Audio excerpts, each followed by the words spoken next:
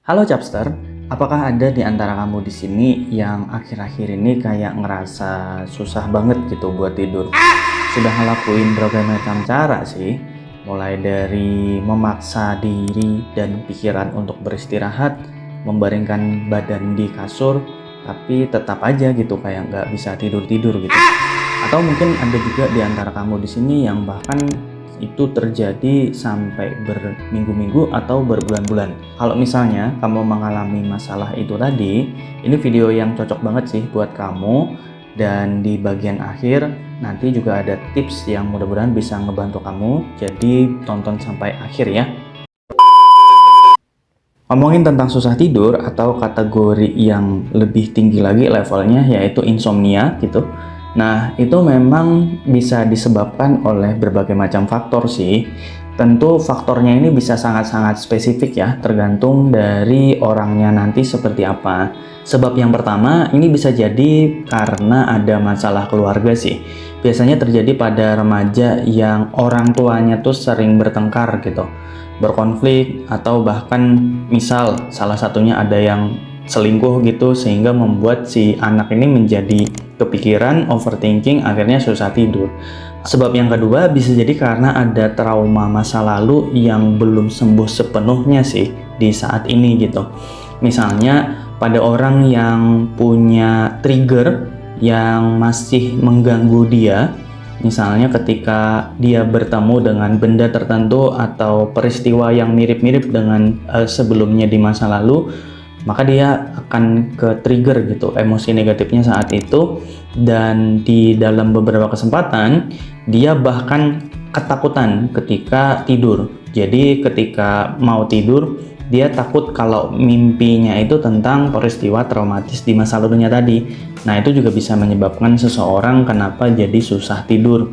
Sebab yang ketiga bisa aja karena stres berlebih atau burnout gitu ya, yang mana misalnya di kantor dia memiliki banyak banget kerjaan. Katakan di kantornya sekarang tuh dalam kondisi sedang terancam mau bangkrut gitu, sehingga karyawannya harus bekerja keras semuanya untuk mencapai target, yang mana biasanya jam 5 misalnya udah pulang gitu ya.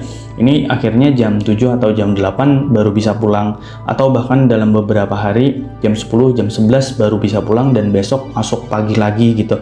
Nah, hal tersebut juga bisa membuat susah tidur.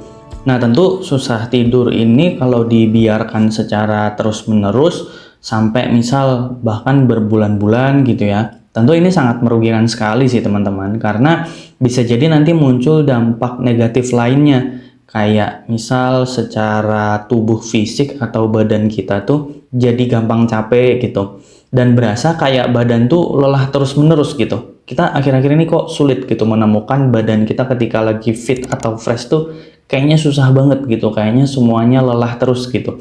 Atau bahkan bisa sampai drop secara total kesehatan, akhirnya masuk ke IGD ya. Sebelum teman-teman ngedapetin tipsnya kayak gimana supaya bisa mengatasi susah tidur, ada baiknya menurut saya teman-teman juga tahu sih konsep yang namanya chronotype.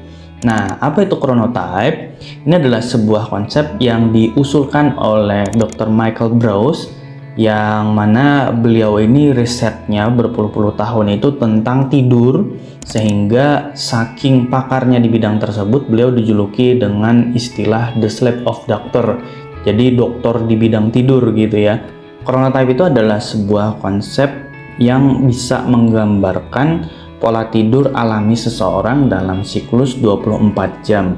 Jadi chronotype ini tuh kayak preferensi alami kita gitu sebagai seorang manusia, untuk kemudian jam tidurnya tuh dari jam berapa sampai jam berapa, sebaliknya jam untuk kita produktif tuh dari jam berapa sampai jam berapa gitu. Dr. Michael Breus membagi 4 tipe chronotype atau 4 pola tidur manusia ini menjadi 1 tipe lumba-lumba, 2 tipe beruang, 3 tipe serigala, dan 4 tipe singa. Kenapa dikategorikan menjadi nama-nama hewan? Karena menurut Dr. Michael Breus biar gampang aja sih dipahami gitu. Dan memang hewan-hewan tersebut tuh juga punya pola tidur dan pola perilaku yang berbeda-beda gitu. Jadi harapannya bisa kegambar dengan jelas. Nah, sekarang kita bahas satu persatu ya, 4 tipe chronotype itu, tapi kayaknya bahasnya secara umum aja ya, teman-teman, karena kalau secara detail nih videonya bakal panjang banget. Jadi, tipe yang pertama, tipe lumba-lumba, secara umum sih karakteristiknya, tipe ini tuh punya kewaspadaan yang tinggi gitu. Sehingga kalau misalnya kena distraksi atau pengganggu sedikit gitu, dia bisa aja terbangun gitu. Sehingga jam produktif dan jam tidurnya sendiri itu juga nggak beraturan gitu. Karena memang tipe ini tuh sebagiannya adalah penderita insomnia dan sebagiannya lagi adalah tipe yang nggak butuh banyak waktu istirahat. Karena secara porsi tipe lumba-lumba ini nih dikatakan hanya 10% sih dari populasi penduduk bumi. Tipe yang kedua adalah beruang. Nah, karakteristik secara umum adalah biasanya tipe ini tuh dia bangun tidur di jam 5 pagi dan tidurnya itu di jam 9 sampai jam 10 malam gitu kisarannya. Jadi jam produktif tipe beruang ini otomatis kayak mengikuti siklus matahari gitu. Jadi dia akan aktif ketika memang dari pagi hari muncul matahari sampai nanti mendekati malam itu udah mulai berkurang energinya. Karena memang porsinya tipe beruang ini paling banyak sih daripada yang lain, yaitu 50% populasi penduduk bumi dikatakan itu tipe beruang. Yang ketiga adalah tipe serigala. Nah, gampangannya tipe serigala ini adalah tipe night person sih. Jadi dia itu aktifnya itu di malam hari dan tidur itu biasanya di jam 2 atau jam 3 subuh itu baru bisa tidur. Karena di jam 11, jam 12 tuh dia kayak ngerasa sangat-sangat berenergi gitu. Bahkan kadang ide atau gagasan yang sebelumnya nggak terpikirkan itu dia bisa muncul di tengah malam gitu. Atau untuk beberapa orang bahkan dia bisa tidurnya tuh di jam 3 atau jam 4 subuh. Nah, sehingga jam bangun tidurnya tuh dia agak siang ya. Jadi sekitaran jam 10 atau jam 11, ada juga yang jam 12. Yang mana secara porsi tipe serigala ini dikatakan 15-20% populasi dari penduduk bumi. Nah, yang keempat atau yang terakhir adalah tipe singa, yang mana ini adalah kebalikan dari tipe serigala yang sebelumnya ya. Jadi kalau serigala itu night person, singa itu morning person. Jadi biasanya dia itu bangun tidur jam 3 atau jam 4 subuh gitu. Bahkan bagi beberapa orang sebelum subuh gitu dia udah otomatis bangun. Nah, sehingga jam tidurnya juga agak awal daripada yang lain. Jam 8 atau jam 9 itu biasanya dia udah ngantuk-ngantuk kayak gitu. Nah, sehingga minusnya atau kelemahannya tipe singa ini, dia agak susah untuk ikut kegiatan aktivitas yang itu misalnya kumpul-kumpul ketika malam hari, nongkrong gitu dia agak susah. Atau misal ada acara kayak bermasyarakat misal kayak yasinan dan sebagainya gitu dia agak susah karena jam 8 atau 9 malam itu udah ngantuk. Nah, secara porsi ini dikatakan 15-20% itu populasi penduduk bumi adalah tipe singa. Nah, dari informasi tadi, kira-kira kamu udah bisa mengkategorikan diri kamu belum nih? Kira-kira termasuk tipe chronotype yang mana? Tentu nggak harus sama plek ya, nggak harus sama 100% dengan penjelasan yang tadi, karena yang namanya teori ya, pasti ada aja minusnya dan kontradiktifnya pasti aja ada, apalagi kita hidup di Indonesia ya, yang itu juga ada faktor-faktor mempengaruhi secara spesifik bagaimana jam tidur seseorang. Nah, sekarang kita masuk pada tipsnya, bagaimana sih untuk bisa mengatasi susah tidur. Yang pertama adalah kamu bisa cari penyebab spesifiknya dulu. Apa sih sebenarnya yang bikin kamu jadi susah tidur itu? Kalau misal penyebabnya ini udah yang agak-agak berat, misal seperti yang tadi saya contohkan adalah kamu punya masalah keluarga, kamu punya trauma masa lalu yang menghantui. Nah, ini memang sebaiknya sih penanganannya udah dengan profesional sih, udah sama psikolog atau psikiater gitu, supaya kamu tuh bukan hanya diberikan konseling, tapi juga ada didampingi gitu.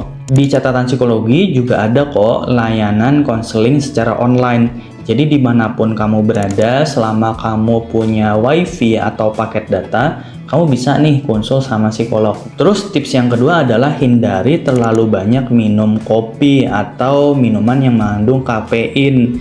Nah, ini khususnya buat pecinta kopi ini. Kalau misalnya kamu ngerasa akhir-akhir ini susah tidur, kayaknya kopi kamu perlu dikurangin dulu ya dosisnya. Supaya secara biologis itu juga bisa ngebantu kamu untuk relax gitu. Nah, tips yang ketiga adalah perbanyak aktivitas di siang hari. Aktivitasnya ini lebih bagus kalau ini ada secara fisiknya ya. Misal kamu nge-gym, olahraga, jogging, dan sebagainya. Supaya nanti malam harinya tuh tubuh kamu tuh capek dan memang dia bisa tidur dengan lelap gitu. Tapi yang terpenting juga adalah hindari tidur siang. Jadi jangan sampai misalnya kamu pagi jogging nih atau olahraga, tapi setelahnya malah tidur. Nah, itu nanti malamnya kemungkinan besar akan susah tidur. Tips yang keempat adalah ketika kamu ingin tidur nih malam hari, kamu bisa bantu diri kamu dengan cara memperdengarkan musik yang namanya binaural beat. Apa itu binaural beat? Itu adalah semacam jenis musik atau suara yang dirancang khusus dengan menggunakan frekuensi tertentu. Ini ada banyak macamnya sebenarnya teman-teman. Jadi biar lebih tergambar nih, di YouTube itu banyak banget kok. Kamu coba searching aja di YouTube, ditulis aja binaural beat for sleep gitu ya. Itu udah ada banyak sekali opsinya. Nah, kamu dengerin deh video itu. Nah, nanti lama-kelamaan tubuh kamu pasti akan rileks dan pikiran kamu pasti akan terlelap.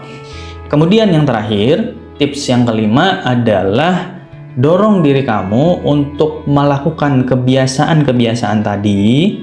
Meskipun progresnya kecil, itu tapi tetap dihargai dan terus dilakukan. Terkadang, kita susah untuk memunculkan kebiasaan baru karena sekalinya gagal, kita tuh kayak langsung hopeless gitu. Kayak langsung merasa nggak mungkin lah bisa dibuat kebiasaan baru tuh gitu. Nah, itu menjadi hal yang perlu diwaspadai sih, karena yang namanya mengubah kebiasaan lama ya, apalagi misalnya tadi pola tidurmu ini udah terjadi misalnya berminggu-minggu, maka pasti nanti akan ada aja tantangannya, mungkin progresnya yang nggak terlalu banyak, tapi nggak apa-apa, tetap dilakukan aja supaya nanti progresnya nambah terus di setiap harinya.